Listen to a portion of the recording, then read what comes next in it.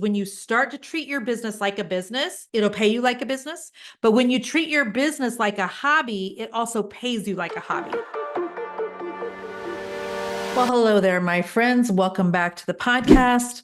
Just realized I forgot my water sitting right over here. So if you're watching on YouTube right now, I apologize. There.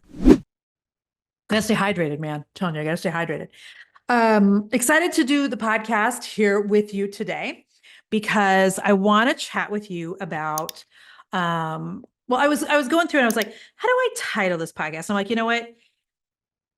There are certain things that if you're going to be in business in the year 2024, you just have to be doing and having some things in order for your business to actually be a business and not just a really expensive hobby. Because what a lot of small business owners have right now is a very expensive hobby.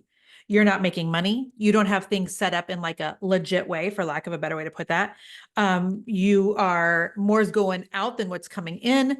You are a lot of things personal and professional are very like crossing over. And I just want to help you, especially for those of you who are like, you've just started your business or your business is still very, very small. And I was like, let me give them a number. So I'm going to do 5 things. Okay. So that's easy for you to remember. 5 things that every business that is considered an actually like legit business, or you at least want to position it that way, what you have to have. And this is aside from like, revenue coming in, but these are just things that you have to have if you're going to consider yourself a small business owner, an entrepreneur, someone that owns a small business, if you're hopeful that it's going to grow. Like, these are the 5 basics. Okay. This is very basic. Now, if you're like, Jen, I'm way past this, making 6 figures a year, whatever, great. Like, but if you can think of somebody who's in the starting stages, I want you to send this podcast episode to them. Okay. All right. We're going to go not necessarily in any sort of order, but kind of orderish. So very first thing is a name for your business. Now, before you're like, of course, duh, listen, you would be shocked at how many people are just using like their personal Jennifer Allwood Facebook.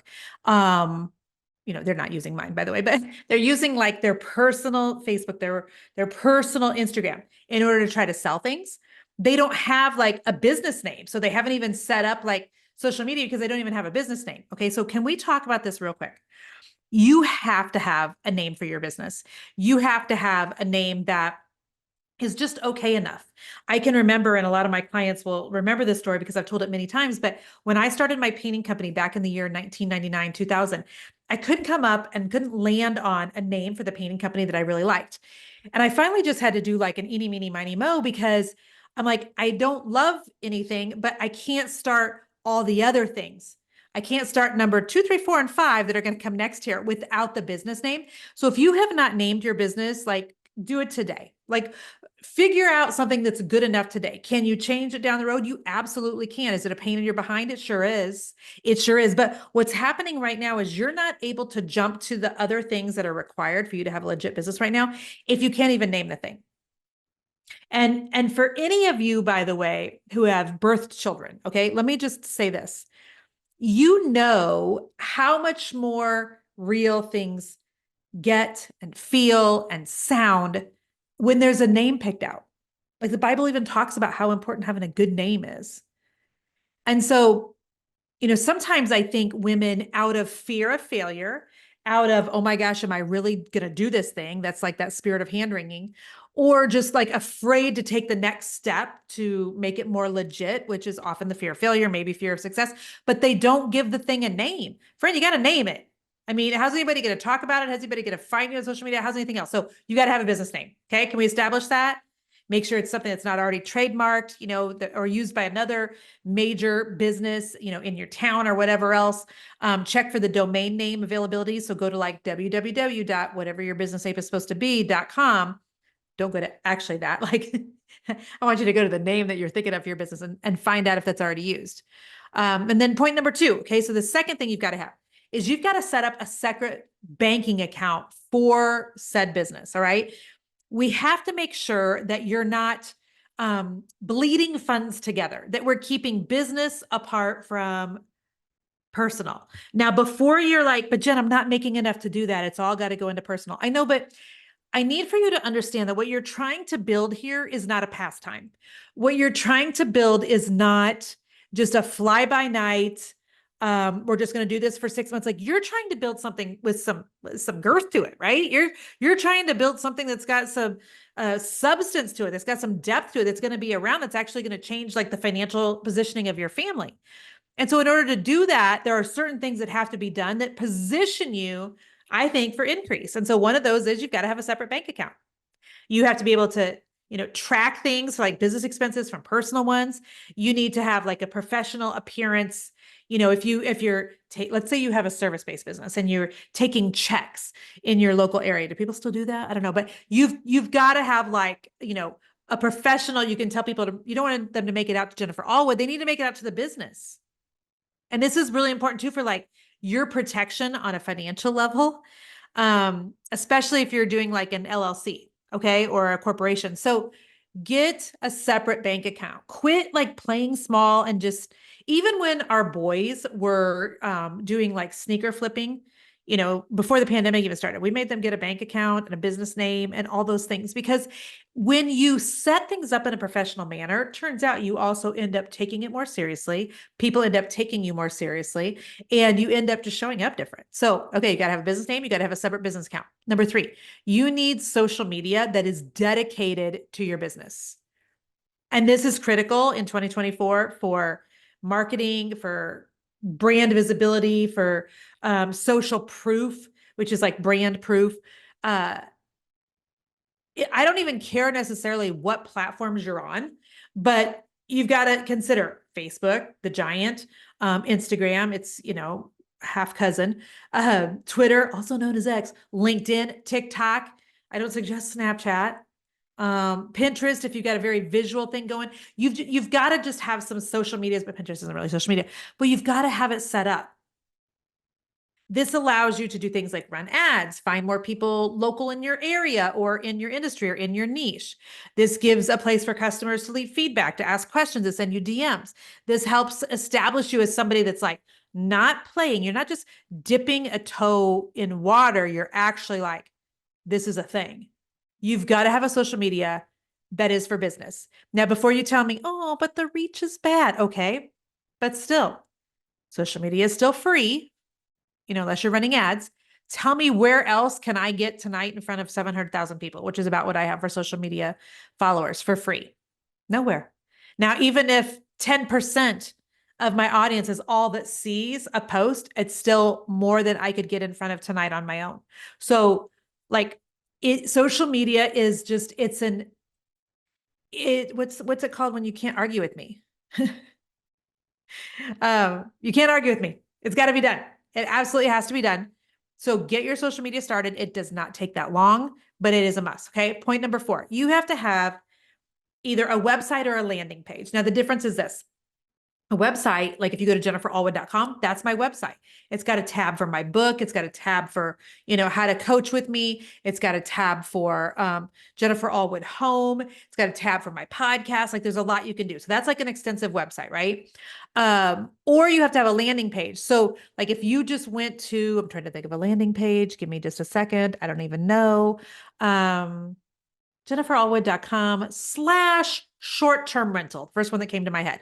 This is like a free 4-part series on my podcast of how to start your first short-term rental. That's a landing page. Because when you get to jenniferallwood.com/short-term rental, it's just like a 1-pager, and you can't like go to all my social medias. You can't get to my podcast. It's just like 1 page instead of a full-blown website where there's not a lot else you can do other than what I have sent you to that page for. So you need to have one or the other, either a simple landing page or a full-blown website, which acts as like the online home of your business. It gives all the essential information that people may be looking for, Googling, trying to figure out, et cetera. And this is where you're going to send people to. It needs to have like clear branding. It needs to have professional design. It needs to have information about the products or services that you offer and in what area, if you can allude to pricing, features, benefits, all those things. It needs to have an area of how people can contact you. It needs to have like icons for the social media so people can get to those. It needs to have a way for people to get on your email list if you're doing a full-blown website, but it needs to have all of those things. And if you're like, I don't even know where to start with that. Well, listen, you can go to equipped360.com. That's EQUIPT, equipped360.com. This is the software that we've had for how long now? 18 months, something like that, with over 500 users that we've got. You can build a website or a landing page there. You can have somebody on my team build your website or landing page there. But what you can't do is pretending that you're running a legit business without a landing page or a website. It just is no longer working, friends. People are wanting to do business with people that they think and believe to be a real business. They don't want to work with a mom and pop show who doesn't have social media and wants Venmo sent to them, to their personal Venmo account to their husband or something. Like, that's just not how people are wanting to operate. And so you've got to have something built for you. And if you need somebody to build it, go to equipped360.com. That's EQUIPT, equipped360.com, and fill out some information there. Send us a DM, send me a DM, send a, carry pigeon. I don't care, but have somebody build that for you if you're not good at that. All right. And the last thing, point number 5, something you have to have for a legit business is a professional email address. Okay. So it has to be something like, Jen at jenniferallwood.com, Susie at susieq.com. It used to be, Jen at themagicbrushinc.com back when I had my painting company, but it can't be like Jen A at lifesaparty.com. It can't be J Allwood 143678 at Yahoo. Like, it can't be that. It has to look professional. It a lot of times, like, that professional email is what's required by different email providers for a business to be very legit looking, and for people to avoid being marked as spam. It just has to. So if you don't have a professional looking email, again, my team can do that for you. You can go to equip360.com. We can do that. Or go tonight and get yourself a very professional, forward facing email. This is how you're going to maintain your brand consistency. This is how you're going to add your own credibility. This is how people are going to believe that you are who you say you are. This is how emails are going to get landed into people's inboxes. You have to have an email. It gives you brand recognition. It gives you professionalism, all of the things.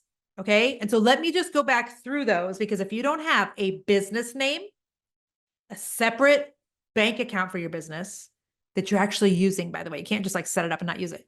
If you don't have social media dedicated just to your business, a landing page or a website, but at the minimum a landing page, or a professional email address, I would venture to say you're just really still operating in hobby mode right now.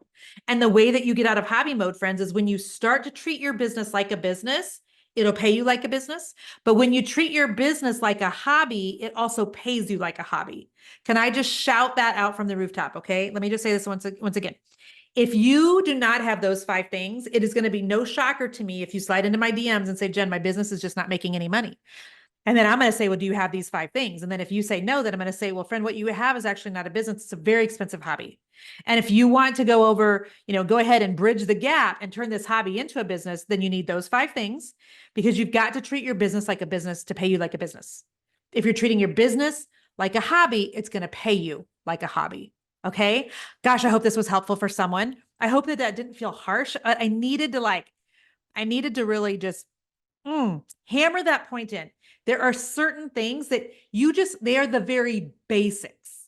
These are the things you have to be able to do in order for a business to be looked at as professional. And so those are the 5 things. Was this helpful? If you're watching on YouTube, let me know below. If you're listening to it anywhere, please take a screenshot, share it on your Instagram stories. Tell somebody else to go listen to it. Tag me. I would love to see it. Bless you so much. You're a joy to be around. Okay, we'll talk soon.